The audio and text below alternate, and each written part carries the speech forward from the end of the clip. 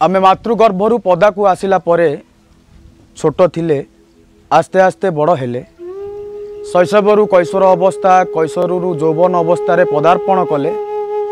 जितेबाला युवक हो गले बापा माँ चिंता बढ़ीगला आमको बाहासाहा करईदेले आमे मध्य विवाह करी पिला छुआ जन्म है आमे बापा माँ हो गले आम पिला छुआ को बाहासाहा करईदे आमे शाशु शशुर हो गले समुदी समुदिनी हो गले मौसा माउसी हो गले किंतु जहाँ हबार थिला से कथा को भूली गले। नारी सृष्टिर नारायणी अटे नारायणी हबाकू नारी को नारी रूप मिलता नारी भितरे नारायणी अछंती नर भितरे नारायण अछंती आमे पति बनीगले पत्नी हो गले शाशु हो गले शशुर हो गले समुदी हो गले समुदिनी हो गले जहाँ हबार थिला से कथा को भूली गले। आम आसबार उद्देश्य को भूली गले आम बंचार उद्देश्य को भूली गले आमे संसार को कौ उद्देश्य नहीं आसीचंती से कथा को मध्य भूली गले। मन पड़े पल्ली कवि नंदकिशोर बहलंकर गोटे सुंदर उक्ति समस्ते तो जीवा से देशे जे देशे गले कहीं थरे फेरंती नाही समस्ते तो जीवा से देशे जे देशे गले कहीं थरे फेरंती नाही आसी अछु मर्ते जे महा उद्देश्य केते से सफल हेला रे भाई। आमे घरटीए करी घर करिवार उद्देश्य को प्रतिपादित करूचंती गाड़ीटीए किणी गाड़ी किणिबार उद्देश्य को प्रतिपादित करूचंती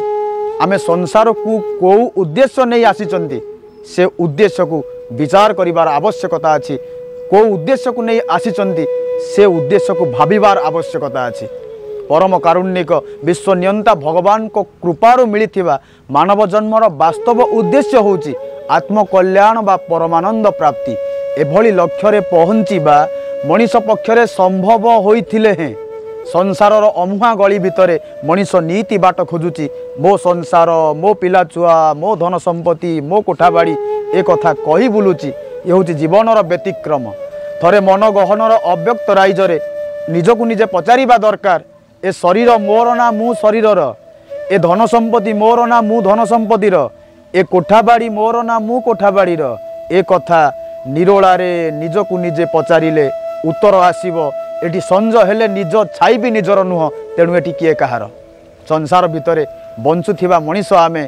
मरण पूर्वर आम आसबार उद्देश्य को प्रतिपादित करिबा अटैच आम पाखे रखिबा अटैचमेंट रखिबानी नदी रे डंगा चालू भल कथा डंगा भितरे पानी न पशिबा दरकार आमे घरे रहिबा भल कथा घर आम भितरे न रहिबा दरकार आमे संसार भितरे रहिबा दरकार संसार आम भितरे न रहिबा दरकार। तेणु मरण पूर्वर आम आसबार उद्देश्य को बुझिबा आम बंचिबार उद्देश्य को बुझिबा आसंतु आम जीवन को धन्य करिबा।